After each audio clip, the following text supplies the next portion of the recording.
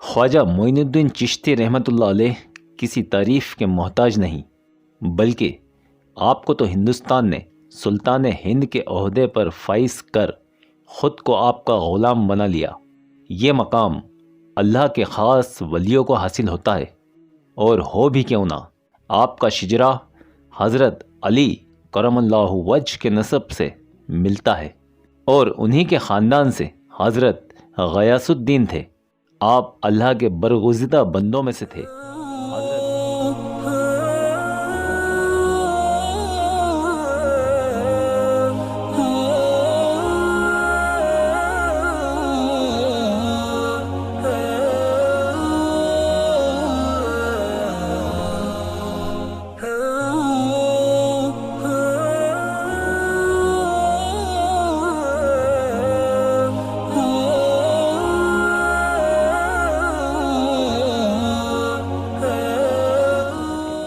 حضرت غیاث الدین ایک رات خواب میں دیکھتے ہیں کہ آپ صلی اللہ تعالی علیہ وسلم تشریف لائے اور آپ سے کہا، غیاث الدین، تمہارے نسب میں سے ایک ایسا اللہ کا ولی آئے گا جو اللہ کی طرف لوگوں کو بلائے گا، دین کو پھیلائے گا اور لوگوں کی اصلاح کرے گا، اور وہ جو دعا کرے گا اللہ قبول کرے گا۔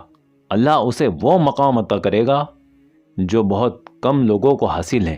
حضرت غیاث الدین کا آپ صلی اللہ تعالی علیہ وسلم کے خواب میں زیارت کرنا ہی کیا کم تھا، اس پر آپ کی ایسی بشارت دینا کسی بھی بندے کو اس سے زیادہ کیا چاہیے۔ آپ دن رات اللہ سے دعا کرتے، اے اللہ جلدی سے میرے خواب کی تکمیل کر دے۔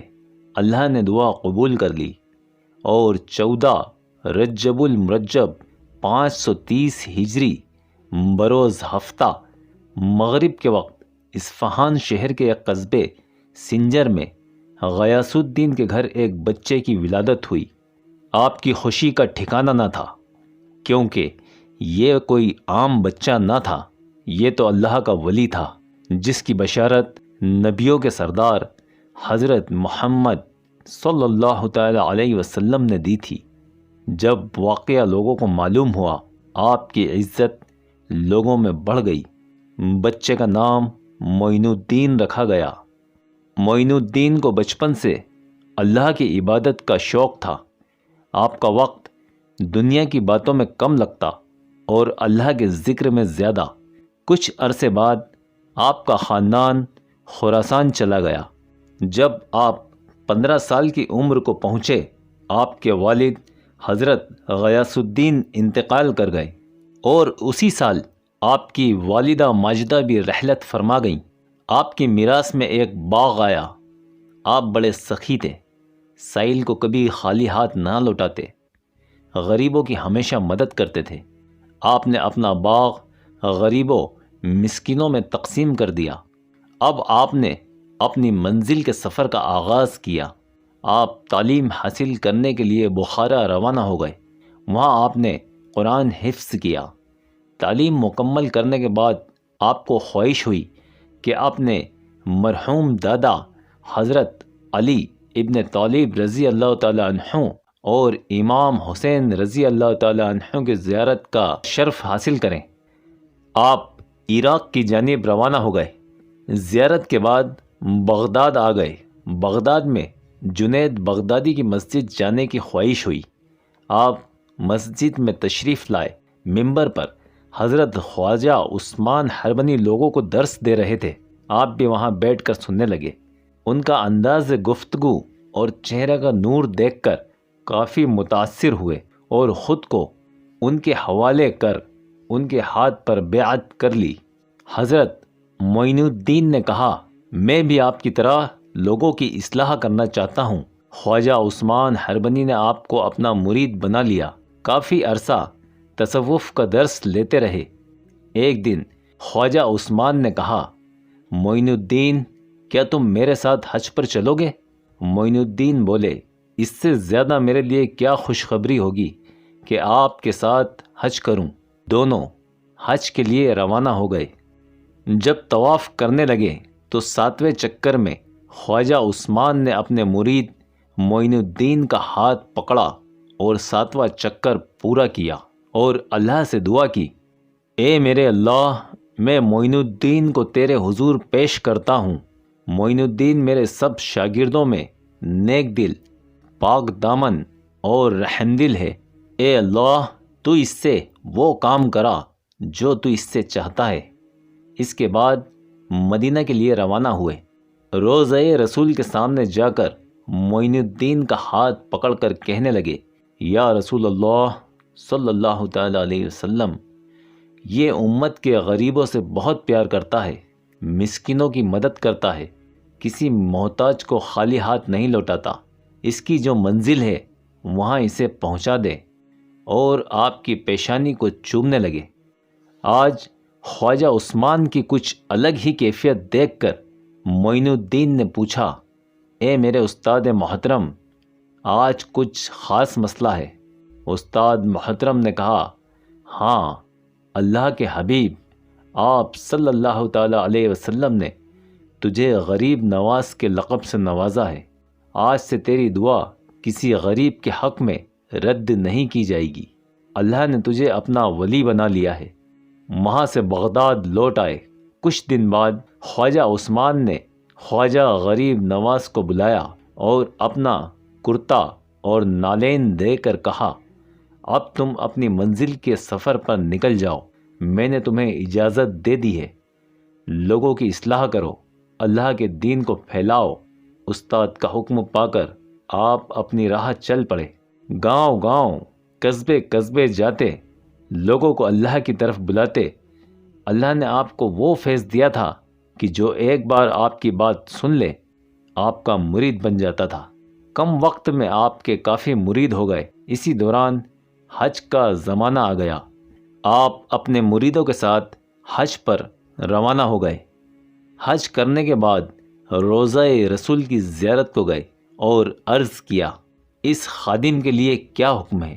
رات میں آپ صلی اللہ علیہ وسلم نے فرمایا، اے معین الدین، ہند کی طرف جاؤ اور لوگوں کی اصلاح کرو۔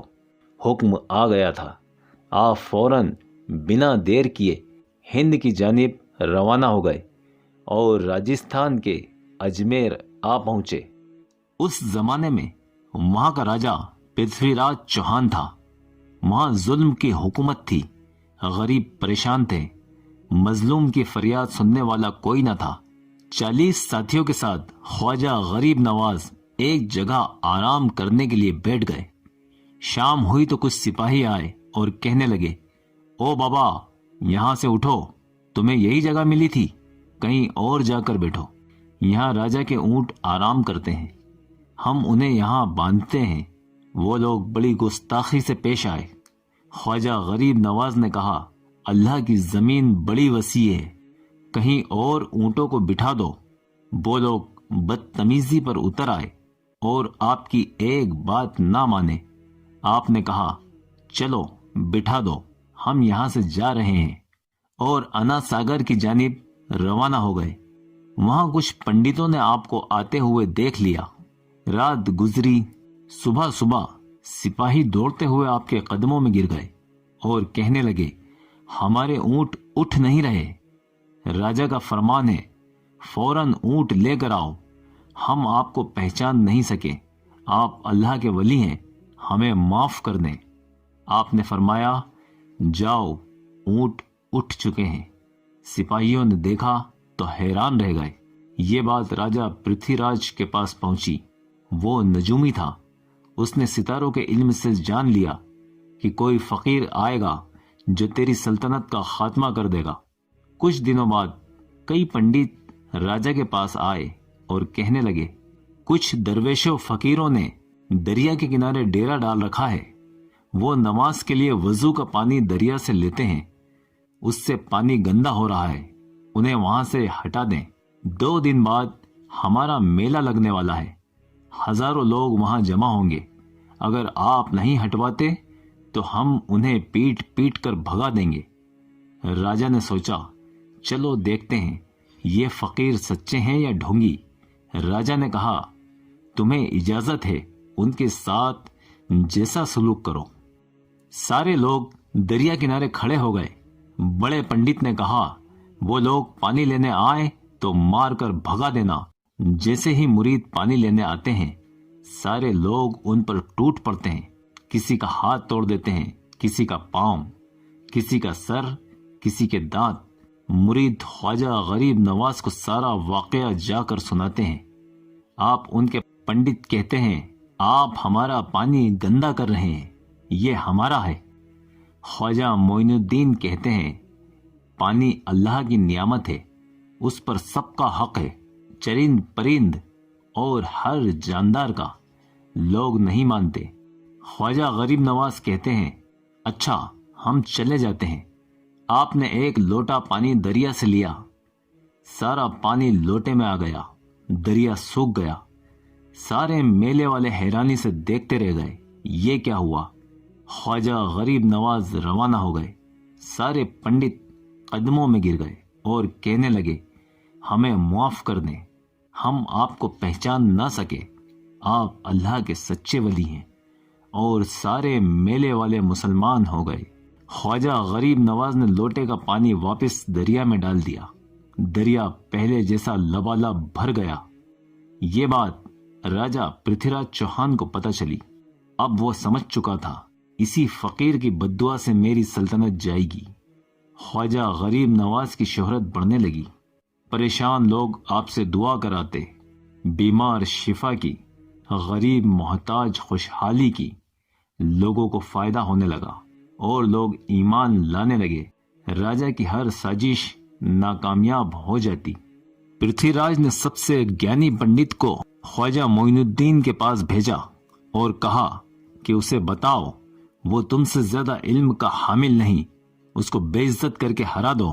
آخر وہ گیانی سب سے بڑا پنڈت جس کا نام سادھو رام تھا آپ کے پاس گیا اور اپنا پورا گیان لگا دیا، لیکن جیت نہ سکا۔ غریب نواز بولے، سادھو رام، کب تک اپنے ضمیر کو دھوکہ دیتے رہو گے؟ تم دل سے مسلمان ہو چکے ہو۔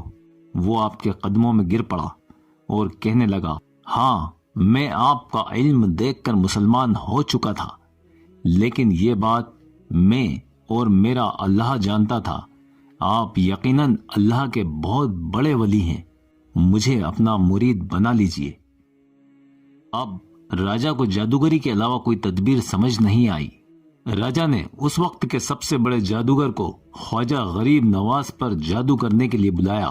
اس نے ساری رات خواجہ غریب نواز پر جادو کا ہر علم استعمال کیا، لیکن آپ کا بال بھی بیکا نہ کر سکا۔ آپ کے حضور ہاتھ جوڑتا ہوا حاضر ہوا اور کہنے لگا، آج تک میرے جادو سے کوئی نہیں بچ سکا۔ آپ یقیناً اللہ کے سچے ولی ہیں اور آپ کا دین بھی سچا ہے۔ وہ آپ کا مرید بن کر ایمان لے آیا۔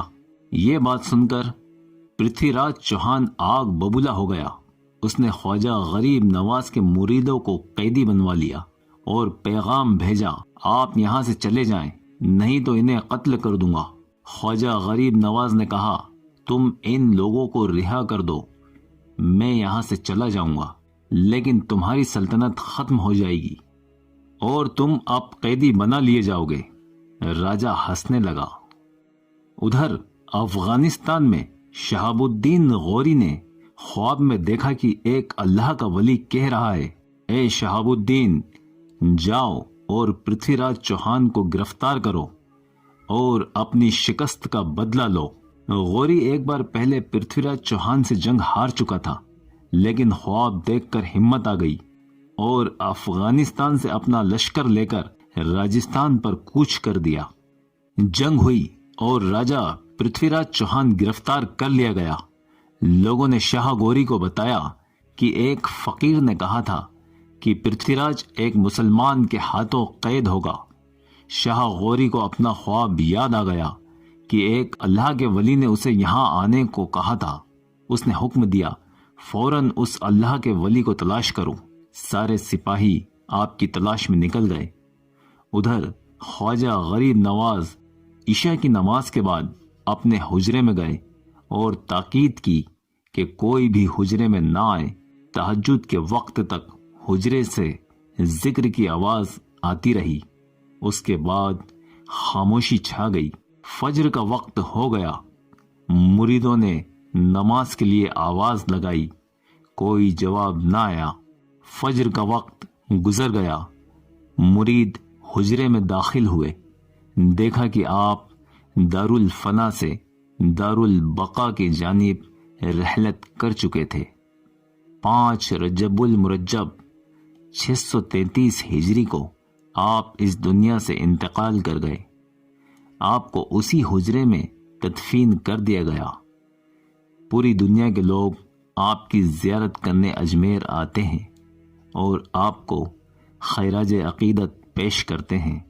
آپ کو سلطان ہند کہتے ہیں، یعنی آپ ہندوستان کے سلطان ہیں۔